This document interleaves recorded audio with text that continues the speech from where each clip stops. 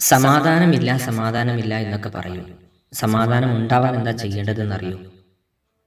ഒന്ന് കേട്ടു നോക്ക്. 5 കാര്യങ്ങൾ. സമാധാനം കിട്ടാൻ പറ്റുന്ന 5 കാര്യങ്ങളാണ്. സമാധാനമില്ലാത്തവരാണ് കേൾക്കേണ്ടത്. ജീവിതത്തിൽ മുഴുവൻ സമാധാനം ലഭിക്കുന്ന ആളുകൾ കേൾക്കണമെന്ന് ഞാൻ പറയില്ല.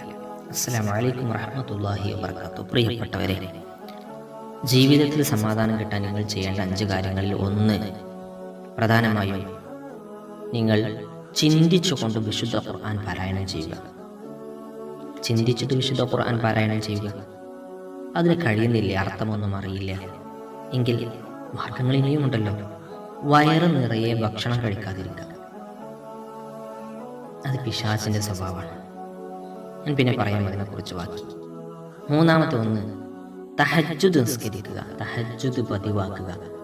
തഹജ്ജുദിന് സമയം അറിയില്ലേ? രാത്രി ഒന്ന് ഉറങ്ങിയതിന് ശേഷം സുബ്ഹിയുടെ മുൻപ് ഏത് സമയത്തും തഹജ്ജുദ് നിസ്കരിക്കാം. അതിൻ്റെ പുണ്യം അപാരമാണ് കേട്ടോ, അപാര പുണ്യമാണ്. വല്ലാത്തൊരു പുണ്യമുള്ള നിസ്കാരമാണ്.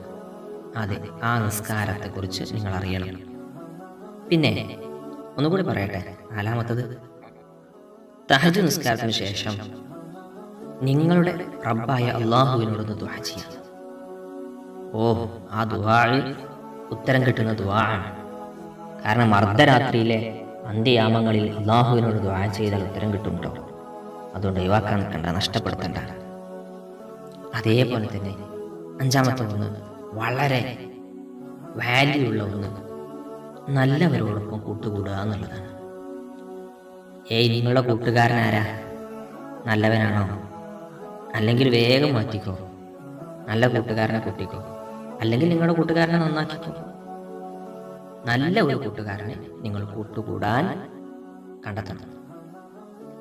എന്നിട്ട് അവനോട് കൂടെ കൂട്ടുകൂടിയാൽ നിങ്ങളുടെ ജീവിതം നന്നായി നല്ല നിലക്ക് കിട്ടും. ആലിമിനോടൊക്കെ ബന്ധമുള്ള ഒരു കൂട്ടുകാരനാണ് അവൻ. നിങ്ങളുടെ ആലിമിൻ്റെ അടുത്തേക്ക് കൊണ്ടുപോകും. വലിയ സിനിമാ നടന്മാരോടോ മറ്റൊക്കെ ബന്ധമുള്ള ആളുകളാണ്. അവൻ നിങ്ങൾ അങ്ങോട്ട് കൊണ്ടുപോകും. എങ്ങോട്ടാണോ ബന്ധം അങ്ങോട്ട് കൊണ്ടുപോകും.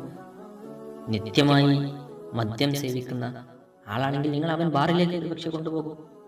അവൻ നിത്യമായി നിസ്കരിക്കാൻ പോകുന്ന ഒരാളാണ് വേറൊരാൾ, അയാൾ കൂട്ടുകാരൻ എങ്കിൽ നിങ്ങളെ പള്ളിയിലേക്ക് കൊണ്ടുപോകും. വ്യത്യാസം മനസ്സിലായോ? നല്ല കൂട്ടുകാരനെ കണ്ടെത്താൻ ശ്രദ്ധിക്കേണ്ടത് നമ്മളാണ്. അസ്സലാമു അലൈക്കും വറഹ്മത്തുള്ളാഹി.